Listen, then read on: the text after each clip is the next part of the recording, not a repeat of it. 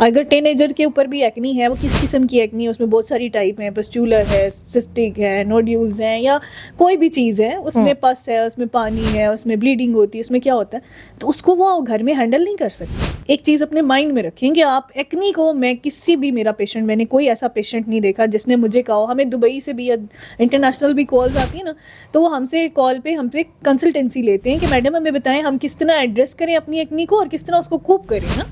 तो ये कभी भी आपने नहीं करना कि आपने खुद कभी एक मेडिसिन ले ली, वो खा ली, उससे थोड़ा सा ठीक लगा तो आपने वो कंटिन्यू ही कर ली, तो आपको क्या पता कि आपकी बॉडी के साथ उसने रिलेशंस कैसे करने हैं, उसकी कॉम्प्लिकेशंस क्या होंगी, उसकी कॉन्ट्रा इंडिकेशंस क्या हो सकती हैं। तो इट्स वेरी रिस्की। और अगर मैंने ये भी देखा है कि बहुत सारे लोग गलत ट्रीट करते हैं तो वो एक्नी आपकी सारी ज़िंदगी नहीं जाती, उल्टा खड्डा बना देती है आपकी स्किन के अंदर। उस खड्डे को भरते भरते आप फिर सारी ज़िंदगी लगा देते हैं, इन्वेस्टमेंट भी करते हैं, एनर्जी भी वेस्ट करते हैं, लेकिन आपको उसका रिजल्ट नहीं मिलता।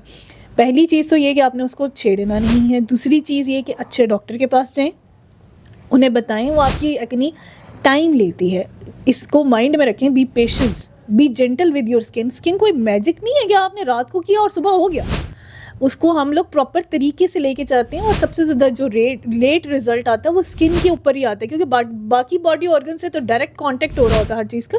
स्किन एक आखिरी लेयर है, पूरा ऑर्गन है जिसने सेटल होना है, तो उसको टाइम दें।